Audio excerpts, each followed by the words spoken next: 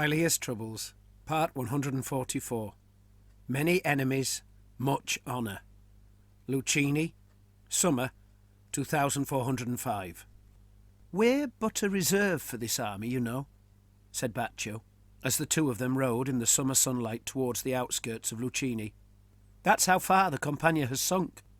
We are more, perhaps, than a rear guard, more than one brigade among many, but no more than a reserve." "You don't know that, Baccio," answered Ottaviano. "The Vicomte might put us in the main battle, front and centre." "Aye, he might, but I'm talking about the numbers. The Compagnia once fielded an entire army."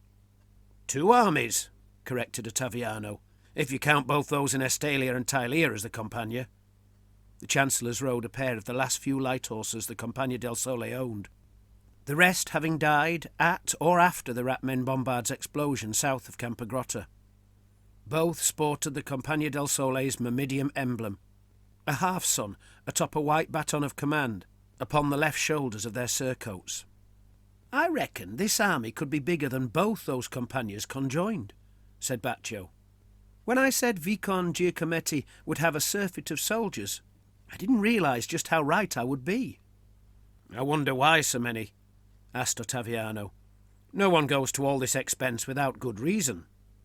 Baccio pondered a while. "Well, everyone says it's to defend Luchini, so that, as I have heard it announced officially twice now, the realm might never again suffer at the cruel hands of such as the Sartosans. You yourself said that the Vicomte might be out for revenge against Volca's pirates." "Well, if he is, he ought to be more careful about which ship captains he hires," said Ottaviano, somewhat cryptically. "Why so?" "I heard that a ship from Volca's fleet, a carrack carrying a regiment of gauntlets, was spied amongst the last convoy, flying Solsonan colours. It didn't dock at the quays, but instead ferried its passengers ashore in boats." "I wouldn't leap to conclusions just because it anchored offshore," suggested Baccio. "There were likely so many ships that I doubt they could all be accommodated. Two of the ships that brought us used boats to disembark. Sounds like idle gossip to me, Otto." "Ah, but it was a sailor who said it. He knew the ship, having served on it before it was taken by the Sartosans. He reckoned it had been cut down a little, perhaps for the chase, but he swore he knew its lines and what was left of its figurehead." After a few moments' silence, Ottaviano said, "Baccio, I know you're conjuring up an explanation." Baccio laughed. "You know me well, then. I don't like to jump to conclusions based on mere suspicions.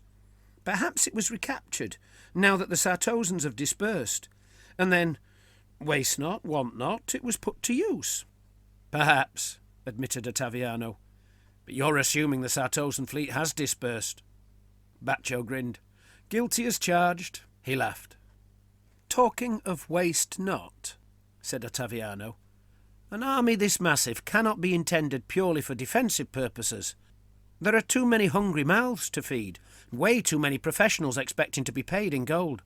A force this big must be meant for a plundering war. Half this strength could beat the Sartosans in the field. What we have here, my friend, is a marching army, if ever I saw one." "Oh, that it is, Otto, without doubt. And maybe a long march, too." The road had brought them to the Solsonans' main camp, which they now rode by. The Estalian soldiers, being the Vicomte's subjects and tenants who dwelt in his newly attained province, were busy drilling. As recently pressed men, they were still learning the mechanical art of war. There were some gentlemen to command them, as well as old soldiers as sergeants, and even some volunteers, being men of a more martial temperament, with some skill in swordsmanship. Yet both the Chancellors had heard the rumours of grumbling among these Estalians, from the usual disgruntlement about being pressed for service overseas to a more insidious expression of loyalty to the old seigneurs. Many of these men, even the veterans, once served the rebellious lords that Giacometti defeated in war. When granted the lands and title of Vicomte, Giacometti obviously did not want to waste their talents, and although he must have weeded out the most contrary and spiteful amongst them, perhaps the quieter sort who remained was still enough to stir in a dash of disobedience. Handgunners marched in columns, deploying to practice their loading and firing, although mostly just going through the motions under the watchful eyes of their captains, thus conserving the powder stores for more deadly use. Swordsmen dressed their ranks and files, learning how to wheel, incline and countermarch, while drummers beat up the martial calls the soldiers needed to know.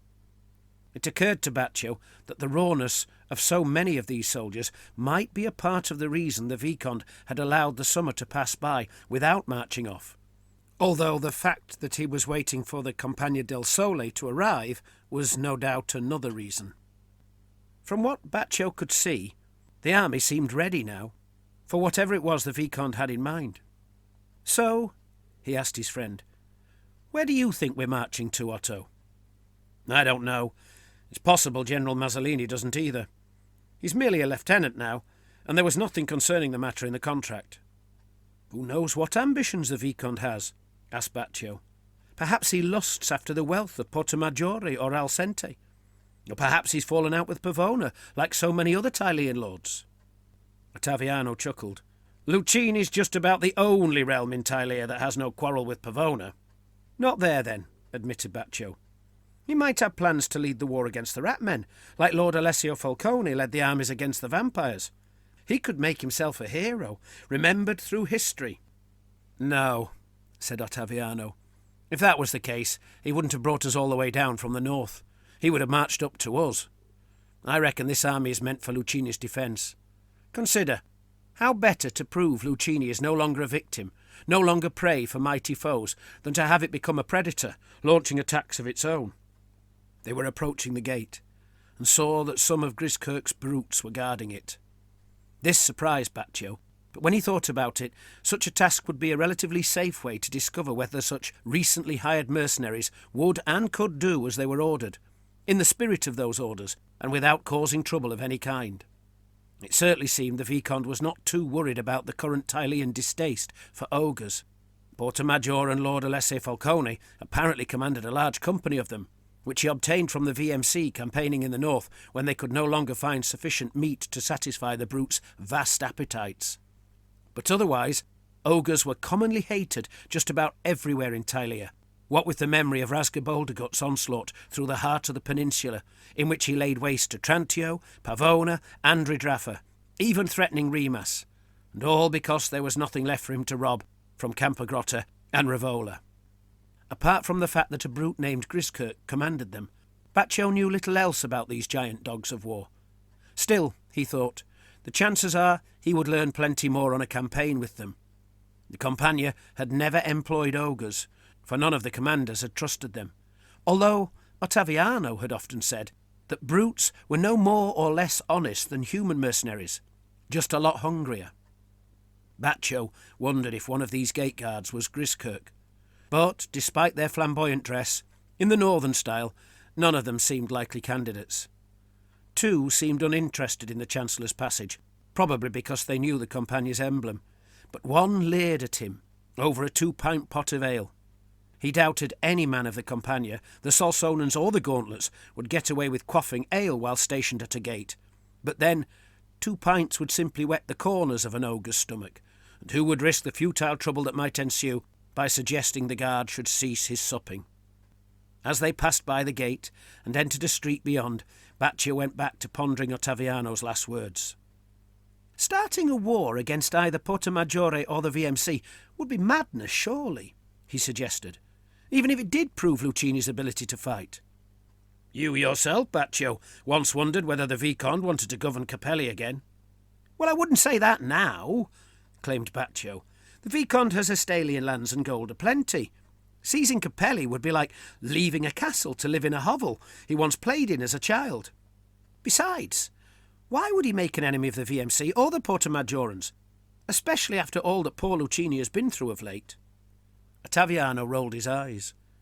"You mean the same VMC who raised Campanefro after the Revernan defenestration, and who retained control of Pavazzano and Monte Castello after ousting the Goblin invaders?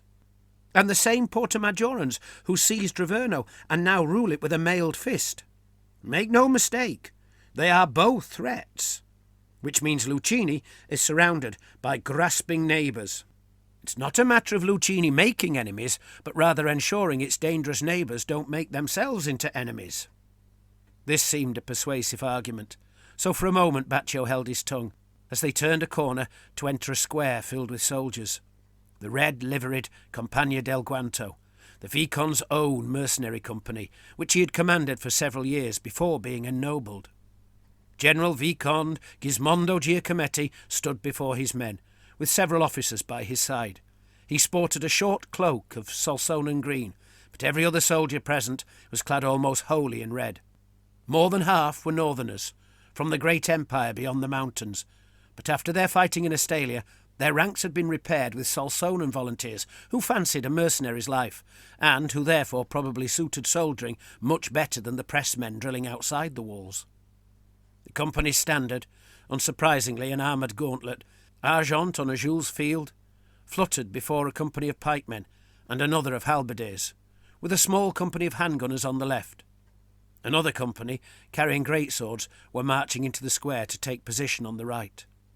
The chancellors halted, and both wordlessly understood that they should wait until the Vizconde had seen what he wanted to see, or done what he wanted to do. As the Zweihander company halted, someone cried out, "Was sagen wir?" which elicited a cry from every soldier there, an eruption of martial voices reverberating around the square. "Viel Feind! Viel Irre!" The Chancellor's horses started, surprised by the sudden sound, and both men took a moment to settle them. Turning to his friend, Baccio spoke quietly. "I hope we're not going to war against everyone." Ottaviano smiled. "Don't worry," he said. "They've been shouting that for years." "You were saying," said Baccio, "that this army is intended for conquest, if only to ensure Luchini's future safety. You mean, like proving you can stand up to bullies, so that they seek their cruel sport elsewhere?" "Aye, exactly that. And, maybe, robbing the bullies at the same time." Baccio grinned. "Well," he said, "the Vizconde has gathered enough robbers to steal a whole mountain of gold."